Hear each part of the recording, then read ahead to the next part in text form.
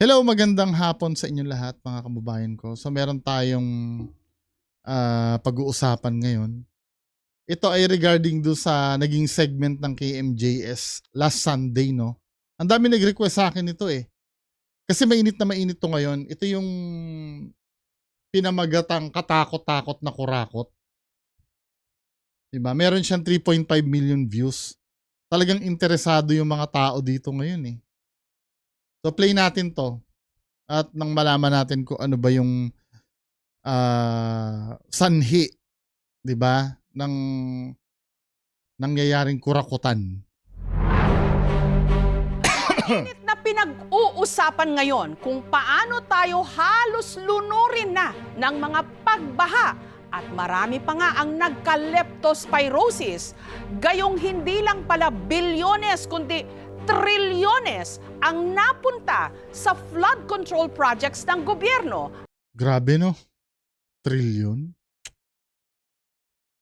Alam nyo kung binigay nyo na lang sa akin yung trilyon na yon, gagawin ko lahat ng paraan para makatulong eh. Nax. Hindi, I swear to God. God, kung ako binigyan mo ng chance, di ba? Marami akong buhay ang pababaguhin. At ang iba pang mga proyekto na parang kinorakot lang. Kahit na 1 billion lang, oh, God, oh. Di ba? Magpapag-giveaway ako ng house and lot dito araw-araw. Ang mangyari pagka nagkaroon ako 1 billion, magtatabi na lang ako sa sarili ko ng, sige, 100 million siguro, buhay na siguro ako nun. Kaya ko nang gawin siguro yung gusto kong gawin at makakapagnegosyo na ako doon. Sige. Tapos yung 900 million, ipamigay ko na.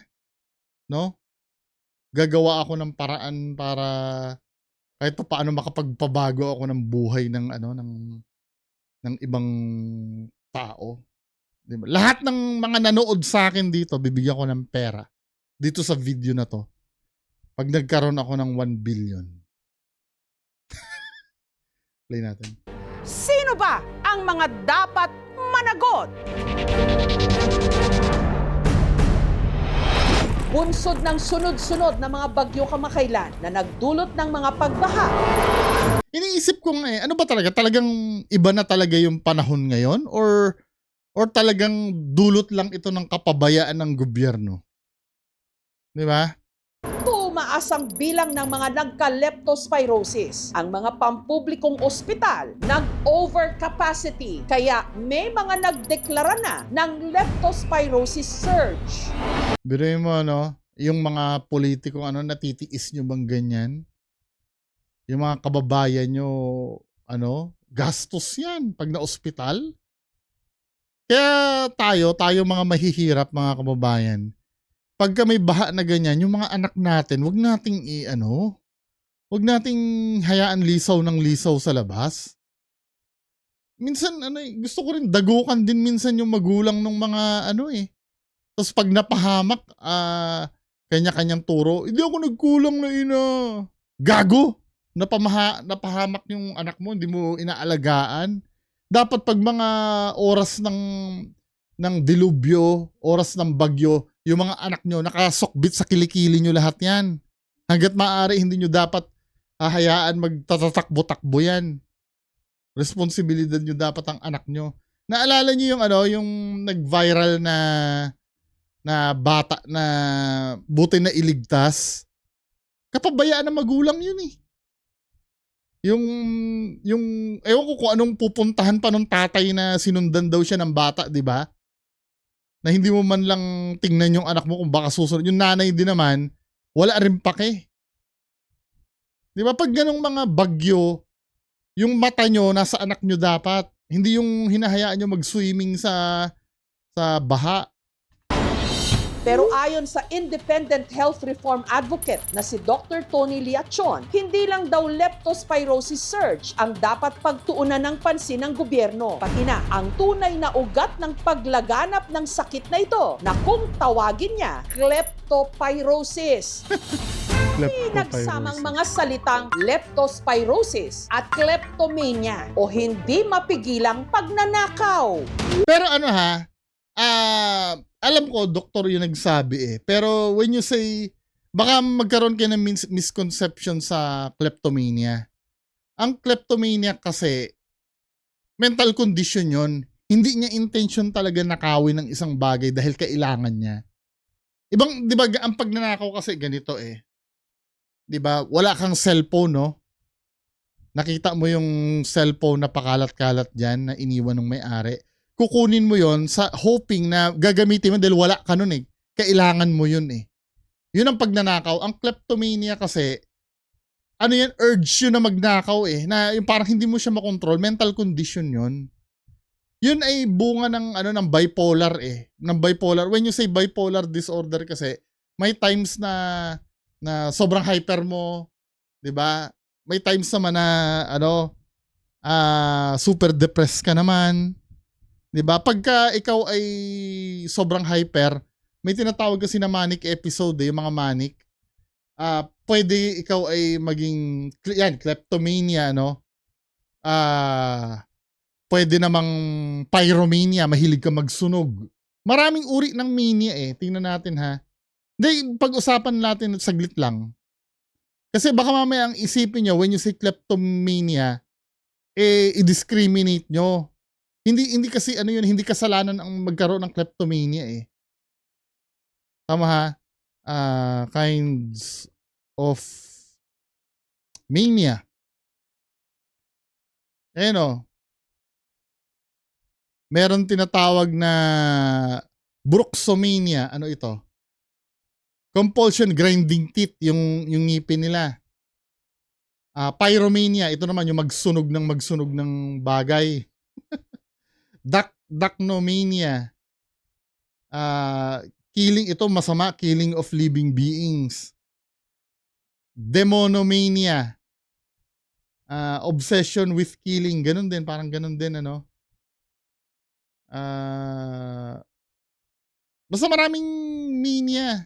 Arithmomania. Obsession with numbers naman. Ito naman.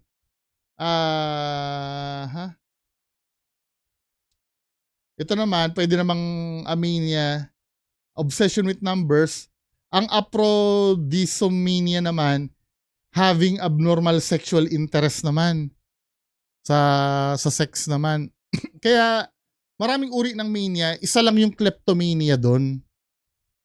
Hindi nila nakokontrol na yung urge nila magnakaw. Hindi nila kailangan yun eh. Parang ano lang nila yon. Dahil may mental condition sila. Gets nyo na, hindi siya dahil kailangan niya, ninanakaw niya. Kasi may case na ganyan sa amin eh. Di ba nagtatrabaho sa retail, may tatay na pumunta sa amin. Mukha naman siya mayaman yung tatay. Binalik yung mga yung mga cosmetics na ninenok ng anak niya. Mga yun eh, minsan off lotion, minsan yung Pond's facial cleanser, 'di ba? Eh hindi naman naggaganon yung anak nila. Parang lang, trip lang. Hindi naman trip, sorry. Hindi tamang word ang trip. Parang urge niya talaga. Kaya nag-sorry sa amin, in-explain niya rin na yung anak niya talaga ay na-diagnose na may bipolar. Di ba mga men? Yun lang ang gusto ko iparating dito kasi baka mamaya isipin nyo, itrato nyong kriminal ang may kleptomania. Hindi po. Ayon kay Liachon, ninakaw kasi ang pondong dapat inilaan sa flood control projects. Hanggang ang Pangulo na mismo ang nainis. Sa mga nakikipagsabwatan upang kunin ang pondo ng bayan, hiya naman kayo. Nung time na yan siguro, may mga nakakarating ng info sa kanya, Kasi nga hindi mo na matanggi yung yung epekto ng baha eh. Sa inyong kapwa Pilipino. Sinundan ng hearing sa Senado. Nako, ilang project ang na-execute mo na? Marami na eh. O kanina sinabi mo hindi ka pa nakapag-umpisa eh. Paano nga ba tayo humantong sa ganito? Ang bilyones na nakalaan para masolusyonan ang taon-taon na lang nating problema sa mga baha, nakurakot. Ilang linggo na ang nakararaan mula nung humagupit ang sunod-sunod na mga bagyo. Pero ang barangay May Sulaw sa Kalumpit, Bulacan, heto, lubog pa Grabe, sa no? baha. 80% ng barangay ko nakalubog sa tubig. Basta pag Bulacan talaga. Dahil abot tuhod pa rin ang tubig, ang mga residente kailangang magbangka. Ang ilang mga pasilidad ng May Sulaw Elementary School hindi na mapakinabangan. Tuwing ganito po na may high tide, ito po ang level ng tubig na nakikita nyo ngayon, ito po ay tumataas pa hanggang dibdib. Ang itinuturong salarin ang palpak na flood control project sa kanilang barangay. Hindi tama yung pagkadugsong niya, kaya siguro bumitaw. Malaking bagay ito kasi kung lumalaki tubig, hindi basta-basta pumapasok rito sa amin. Kaya kung pabubuo ito, mga konting tubig nila pumasok sa amin. Sa Lucena, Quezon, ang flood control project na nagkakahalaga raw ng humigit kumulang 100 million Wow. pesos na videohan ang pagbuho. Hanggang inilabas na ng Pangulo mismo ang listahan niya ng 15 pinakamalalaking contractors daw na nakakuha ng pinakamaraming flood control projects. Sa 545 billion pesos na budget daw para Hindi nyo naman may enjoy yan ninakaw nyo eh. Saan nyo ibubuhos yan eh? Yung pagbubuhusan nyo ng pera nyo na lugar, Pilipinas, baha din eh. Hindi na kayo makakaporma, di ba? sa mga proyekto nitong nakaraang 3 taon, 20% nito o humigit kumulang 100 billion pesos napunta lang sa 15 contractors na ito. Kasi magkakakilala yung nag-o-offer, nag-uusap-usap muna sila kung ano yung offer nila. Sa market economic system, ang tawag dyan, oligopoly, unethical. Pino na rin ang Pangulo na karamihan sa mga proyekto, hindi lang pareho ang presyo o contract cost. Oo nga, no? 96 million... Ay, 96 billion? Oo, tama. Tama, 96 million 500. Puro 96 million na. Pareho rin pati disenyo at materyales na gagamitin. Gayong itatayo o itinayo na ang mga ito sa iba't ibang mga lugar. Sinundan niya pa ito sa pagbisita mismo sa flood control projects Fairness naman, ito naman nagustuhan ko kay BBM, di ba? sa Bulacan na pang-5 sa top 10 flood-prone areas sa Pilipinas at siya ring probinsya na may pinakamaraming flood control projects. Kabilang na ang diking ito sa Barangay Frances sa bayan ng Kalumpit na pinaglaanan ng 77.1 million pesos. Pinuna ng Pangulo na ang materyales na ginamit substandard. Tignan naman ninyo, paano magiging completed yan? Masukal na yan, yun. Ibig sabihin, matagal na silang hindi nagde-dredge. Pinuntahan din niya ang Ang dredging, huhukayin mo yung ilog, no? Para lumalim. Sana ginagawa. liwag para sa proyektong nagkakahalaga ng Yan. 55 million pesos. Naalala ko yung baliwag na yan. Di pupunta ako kila... Yan ba yung dinadaanan pag pupunta ka sa Malolos? Punta ako kila Sir Ed. May mga rota ako na hindi madaanan kasi baha. Pero pagdating niya roon, wala naman siyang nakitang kahit na anong proyekto. Malinaw daw na isa itong Ghost Project. I'm getting very angry. Pero wala talaga. 220 meters, 55 million. Completed ang record ng Public Works. Kahit isang araw hindi nagtrabaho. Wala. Hanggang saan nga kaya aabot itong pagsiwalat sa mga kurakot o katiwalian sa gobyerno? Sa linggong ito, nakarating ito sa Senado. Nitong Martes, ipinatawag sa Senado ang top 15 contractors na pinangalanan ng Pangulo. Pero 7 lang sa kanila ang dumalo sa hearing. Sabi mo hindi ka pa nakapag-umpisa ng project. Paano ka naging quadruple A? Yung sinasabi kong 1992 is highway pa yon. Hindi natin pinag-uusapan yung hardware mo. Ang pinag-uusapan natin flood control Parang projects. maangas pa siya eh, no? Kasi mapera eh. Dito mo makikita yung... Sorry. Dito mo makikita yung parang, alam mong, parang wala naman siyang formal na pinag-aralan tapos yung yumaman lang ng ganun. The way siya magsalita eh. Paano ka nagkaroon ng lisensya? Isa Yun yung tatawa-tawa pa, di ba? sa mga nagsiwalat ng mga di umano maanumalyang mga proyekto ng gobyerno, si Senator Panfilo Lacson. Sa nauna na niyang pahayag, sinabi niyang hindi bababa sa 67 na mga kongresista ang di umano supplier o contractor din mismo ng government projects. Sa kanyang privilege speech, inilahad ni Senator Panfilo Lacson kung paano raw kinurakot ang pondong nakalaan para sa flood control projects sa ilang mga probinsya gaya ng La Union, Pampanga, Bulacan at Oriental Mindoro. Ang kalakaran ng ilang mga kontratista at mga kasabot nila sa gobyerno sa paghahati-hatian ng pondo, kasama na rin ang mga termino o codes patungkol sa kanilang modus. Isa sa mga kontraktor na binanggit ni Lacson ang Darcy and Anna Builders and Trading. Ayon sa dokumentong isinumite ng DPWH, wala namang opisina ng Darcy and Anna Builders and Trading sa nakarehistro nitong address. Hello Darcy, ang Ana, nasaan ng flood control? Nagtanong-tanong ang aming team sa lugar. Ang mga nakausap nilang residente, itinuro sila sa kabilang barangay kung saan daw posibleng nakatira ang mga kontraktor. Gayunman, hindi sila nagbigay ng pahayag. Sa barangay Santa Lucia sa Feeling ko ginawa lang yung kumpanya na yan para sa specific contract na yan. Para just in case na magkaroon ng ganito, walang maituturo kung sino. Pastarlak, gumuho rin agad ang dike nung nagkasunod-sunod ang mga bagyo at habagat. 24 million pesos daw ang inilaan para sa proyektong ito. Kasi dati di na po naka-semento yan eh. Buhangin po ito eh. Pag umano ng tubig, naagos yung buhangin sa baba. Kaya ganyan po bumigay yan. 24 million, no? Yan mismo? 24 million yon? Yung ito? O yung kabuuan? Yan? Ito? Punyeta. 24 million. Dati di na po naka-semento yan eh. Buhangin po ito eh. Pag umano ng tubig, naagos yung buhangin sa baba. Kaya ganyan po bumigay yan. Ang DPWH kasi ang may jurisdiction sa mga flood control projects dito sa bayan ng Capas, including itong mga slope protection. Walang coordination sa amin yung mga contractors. Ayon sa munisipyo, ang kontratista para sa proyektong ito, Santo Cristo Construction and Trading Incorporated, na ang opisina pinuntahan ng aming team sa Bataan, pero wala naman silang nadatnan doon.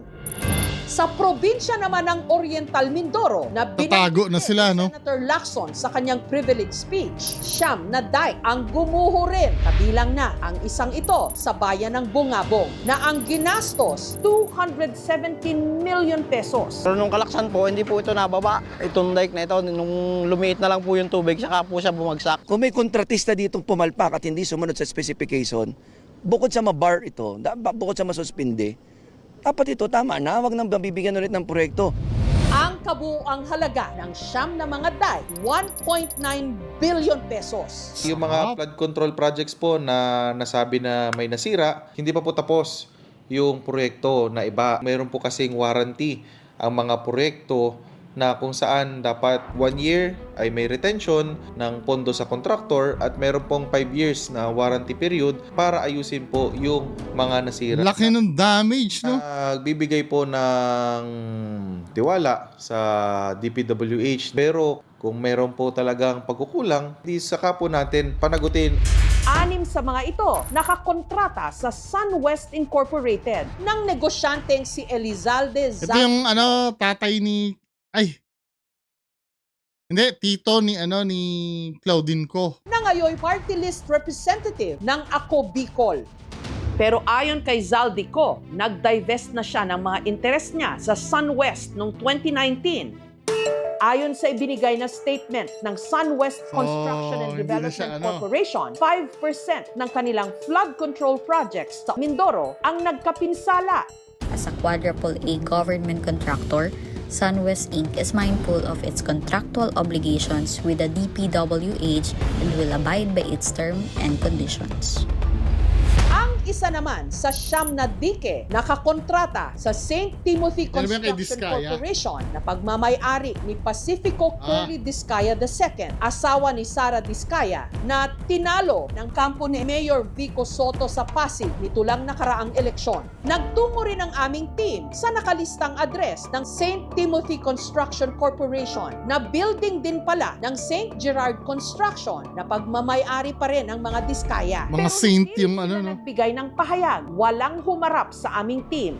Humarap sa Senate Blue Ribbon Committee si DPWH Secretary Manuel Bunoan. Sinabi niyang naniniwala siyang may mga ghost flood control projects. Who in particular informed you? There are. Well, there are people actually who can certify, Your Honor. These are the projects that we are now intensively validating. Nitong Sabado, sinabi niyang umabot ng 450 billion pesos. Suma total. Karamihan nakalaan sa flood control projects ng gobyerno ang ipinasok sa DPWH budget sa ilalim ng 2025 General Appropriations Act. Malacanang established and launched the Sumbong sa Pangulo website last week. I commend and sincerely thank the President for this open source website. Isa sa mga dumalo sa privilege speech ni Senator Lacson, si Baguio City Mayor Benjamin Magalong, ang lead convener ng M4GG o Mayors for Good Governance.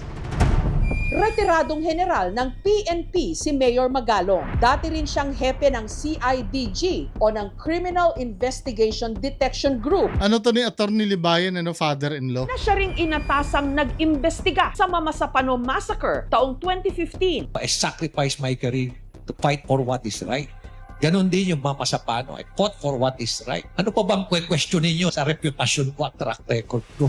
Mayor Magalong, salamat po sa interview na ito. Yes, good afternoon, Jessica. Pwede po bang malaman, paano nyo ho naisip na bumuo na itong Mayors for Good Governance na movement? Nag-umpisa yan nung nagsalita ko sa Philippine National Police sa Camp Crame sometime in July 2023. Is corruption now becoming a norm in government? Marami na tumatawag at nagsasabi sa akin na huwag mo na ituloy yan, kawawa ka lang yan. Naalala ko na tumawag dun sa mga kaklasiko sa leadership and governance. Then we built the Mayors for Good Governance na. And the first launch was done in UP Diliman and there were 56 mayors. 56 lang po. Oh yeah, 56 out of the 1,400 plus na mayors. At wala kaming ginawang filtering. After mga almost 2 years, 2025, umabot kami sa 202. Nawi-weirdan lang po ako as a layman na out of the 1,400 mayors sa buong Pilipinas, kukonti lang yung gustong maging miyembro po nung may parte kasi iba. For good governance. So, what does that tell you po? Anong sinasabi nito? Ayaw nilang maging maayos at malinis at tapat na mamumuno? Alam mo sa 202, lumalabas na 11% lang yun. We're just scratching the surface. Siguro tanong, bakit tayo mag-join? Isang malaking factor is natatakot sila na baka mawalan sila ng tubig sa gripo kasi binabantayan din sila. Mawalan ng tubig sa gripo? Ano ibig sabihin ng Mawalan sila ng pondo. Ganun ba sa gobyerno? Pag gusto mong maging tapat at malinis na mamumuno, pwedeng tubig sa gripo. patayan ka ng gripo? Pero gripo. Yan na yung sistema. Kaya nga sinasabi ko, culture kasi yan eh. Kapag matagal nang ginagawa, nagiging culture yan. Good governance has become an exception rather than a norm dito sa Pilipinas. Such a lonely fight. Do you feel that? Initially. Pero I went over the words again of Senator Lacson, frustrated. Don't get frustrated. Alam mo ngayon, ang dami naming suporta coming from very reputable na mga organization from the private sector. Noon pang nakaraang taon, inilabas ni Magalong ang mga nadiskubre niyang dimanong anomalya sa DPWH sa Cordillera Administrative Region o CAR. Katulad ng overpriced na pagbili ng tinatawag na cat's eyes o reflector light sa mga kalsada. Minsan nga kahit hindi naman kailangan yan eh. Yung cat's eye na yan. Ang aktwal na presyo ng bawat unit ng Cat's Eyes nasa 1,350 pesos lang. Pero ang nakalagay sa detailed unit price analysis ng DPWH, 11,700 Grabe naman! pesos na ang presyo. Ibig mo sabihin, isang piraso, 1,300. Hindi naman, essential ba yan? May mga daan naman na may mga daan naman na walang ganyan pero nadadaanan naman eh. Hindi naman essential yung Cat's Eye na yan eh. Bali sana kung airport yan or DPWH, Gusto naman. 11,700 Sa totoo lang yung Cat's Eye na yan, luho lang yan eh. Hindi naman, I don't know, nakakatulong ba yan? Kung nakakatulong yan, bakit hindi sa lahat ng kalsada ilagyan yan? Hindi naman, luho yan eh. 120 pesos na ang presyo. Ibig sabihin, overpriced ng 10,370 pesos per unit. Kung may 100 Cat's Eye sa kalsada, gagastos ang gobyerno ng mahigit 1.1 million pesos sa halagang dapat lang sana 135,000 pesos. Sa computation ni Mayor Magalong, 9.8 billion pesos ang kabuang halaga ng naibulsa para lamang sa Cat's Eyes. Anong naitutulong niyang putang inang yan? Yung Cat's Eye na yan. And I know, no, kahit pa paano may tulong, pero yung tulong na naibibigay niyan, hindi naman essential yan eh. NLEX nga, walang ganyan eh. Na supposed to be yung mga highway dapat may ganyan, di ba? Pero NLEX nga, walang ganyan eh. Sapat na yung pintura eh.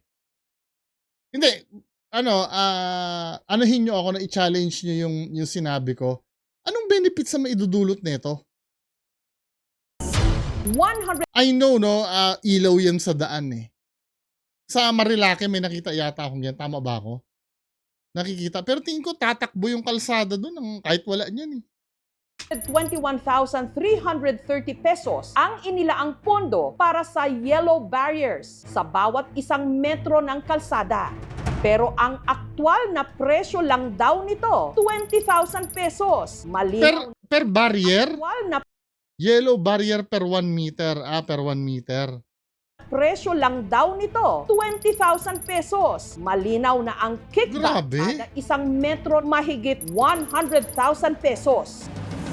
Ang presyo ng rock netting ayon kay Mayor Magalong, 6,000 pesos kada square meter. Pero ang nakalista raw sa DPWH, 25,000 pesos noong 2023. Kaya kung susumahin sa kabuuan para sa lahat ng rock netting na binili para sa Cordillera taong 2017 hanggang 2023, 46.61 billion pesos. Sa Kahilo. pagtatansya ni Mayor Magalong, 28 billion pesos dito ang napunta sa kickback o tongpats. Paano nyo ho na nakita na may anomalya sa procurement po noon? Humingi ako ng data, information o kaya documents sa DPWH. Nilalaro ako, pinapaikot ako. Minsan nga nag-request na ako through the Regional Development Council to compel DPWH to provide me documents, yung mga contracts, gano'n. Ang sabi sa akin ng DPWH, bigyan ka na lang namin ng link. Pinuksan namin yung link. Isang linggo na kaming click ng click. Kasi wala kami makita doon. So, kinausap ko yung NEDA to conduct a study. Doon namin nabisto na. Hindi pala. Tapos nakausap ko yung isang contractor. Sabi niya, sir, pagod na kami. Kadi-deliver na pera sa kanila. Kano ba kinukuha sa iyo? 40%. So ang collusion, contractor and DPWH, ganun po ba yun? Yeah. Contractor, DPWH. Tapos, tinanong ko sa kanya, sino ba binibigyan mo? Pero di siya mga binanggit sa akin ng mga mambatas. Tanong ko sa kanya, ilan ba kayong contractor? Sir, sa grupo namin, 7 kami, pero hindi ako yung contractor. Subcontractor lang po kami. Kaya nga, sino siya main contractor? Sila rin po. Yung mga politiko rin. Sinong supplier? Sila rin po. Triple whammy na. Yung mga Grabe, Cat's no? Eyes po. Nagulat din kami kasi marami nang hindi na nagpa-function, ano? Tapos nakita ko, bakit nilagyan ito? Bakit itong lugar na ito hindi nilagyan? Bakit uneven yung mga distansya? So what I did was to get in touch with a similar a supplier na accredited din ng DPWH. Quote mo nga kami, bibili kami. Can you just imagine, di ba? 9,900 pala ang bawat piraso ang markup. So ilang millions, million pieces ang binili dito sa buong bansa. Millions and millions of pieces. Para mas marami ho sila mahukurakot. Precisely. At nakaka-insulto na, sige, lagyan na natin yan. Hindi naman nakakaintindi yung mga Pilipino dyan. Parang ganun na. Yun na nga di ba? Sa akin, hindi importante yung cat's eye na yan Siguro sa airport, or do sa lugar na walang kuryente. Alam ko, solar ba yan? Yung cat's eye na yan? Yung walang kuryente, kasi di ba pag walang kuryente, hindi mo malalagyan ng street lamp. Doon to, kung tama ba ako. Sa bagay, may solar na rin na street lamp, Ano ba, para ba saan talaga yung cat's eye na yan? Ilaw sa kalsada yan, di ba? Alam ko talaga sa airport lang inaano yan Naka-insulto naman kayo. Inaral din daw ni Mayor Magalong kung magkano ba ang hatian ng mga nangurakot. Mayor, kayo rin po yung nagsabi na kung pie chart yung budget para sa isang proyekto ng gobyerno, 30% lang pala yung napupunta sa actual cost. For the execution. And then, average kasi lumalabas ng mga 40 to 45, di ba? Pero wala pa yung profit ng contractor. Sabi mo, nag-impose siya ng 15%, 30% na naman yun. Yun yung 30% na gagamitin niya. So ang tanong ko sa kanya, how will you be able to execute it? Diba? Paano mo ma-assure na quality yan? Sir, hindi sir. Mapipilitan kaming mag-substandard. kaya ho walang bakal yung mga nakikitang proyekto. Kaya po yung simento napakanipis. Ganon din pati yung asphalt overlay, mga road opening. Kapag ito ay mag-fail sa design, maaaring sa construction, maaaring sa materyales. Especially kapag ito ay pumalya, nag-collapse, maaaring magdulot ito ng pagkasawi ng buhay ng nandoon sa isang infrastruktura na yun.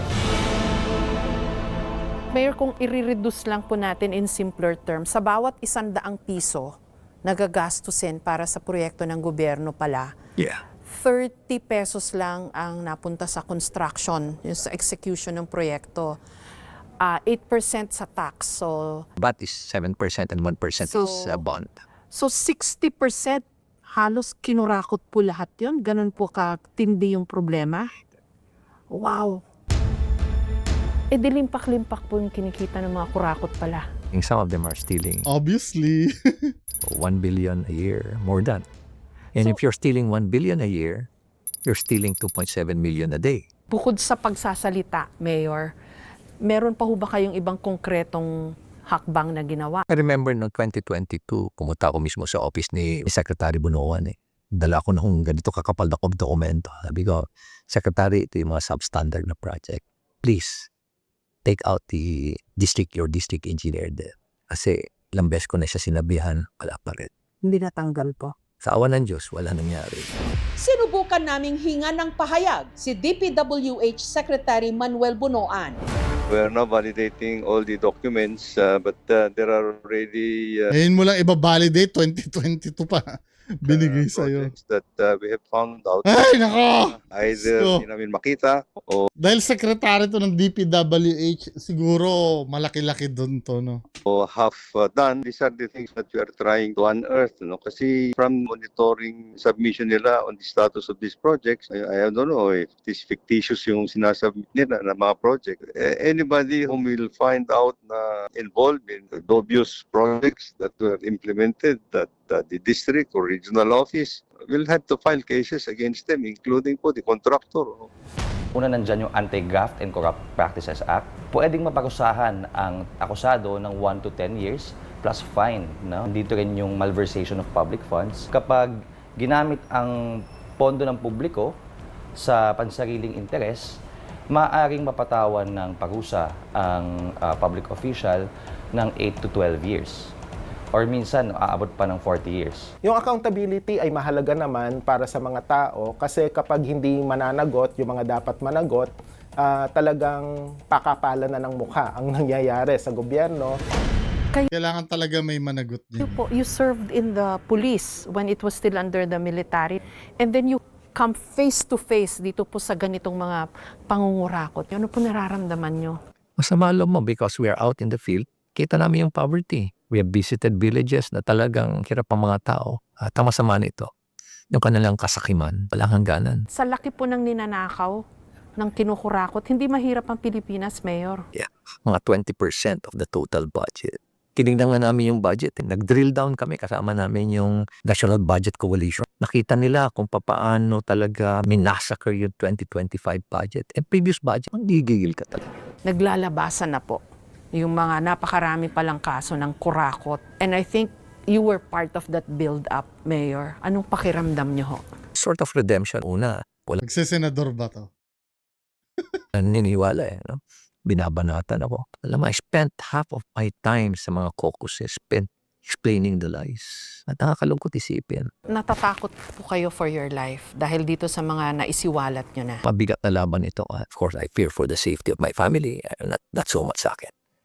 Galing naman tayo sa ganyan, sa gera. May talab pa ho kaya ang lahat ng ito dun sa mga kurakot to the bone, to their core? Meron kasing phenomenon sa human behavior. Sabi nga nila, man's desire is insatiable. Walang kabusugan. Walang kapusugan. Kasi tayo rin we don't speak up The Filipino people just simply opt to be silent. Yan ang sandat. Oo nga, no.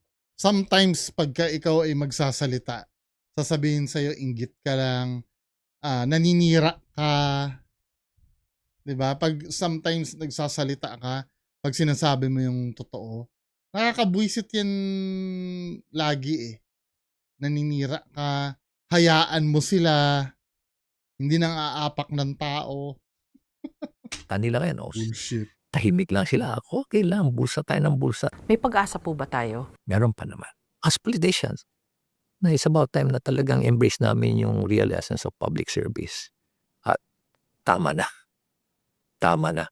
Mahiya na po tayo. Sa mga naranasan nating hirap, pagod, at perwisyo, at sa mga narinig nating kwento tungkol sa katakot-takot na pangungurakot nitong nagdaang mga araw, The depth of corruption has become so overwhelming. hindi mahirap isipin na hindi pala baha ang magpapalubog sa ating bayan, kundi kasakiman.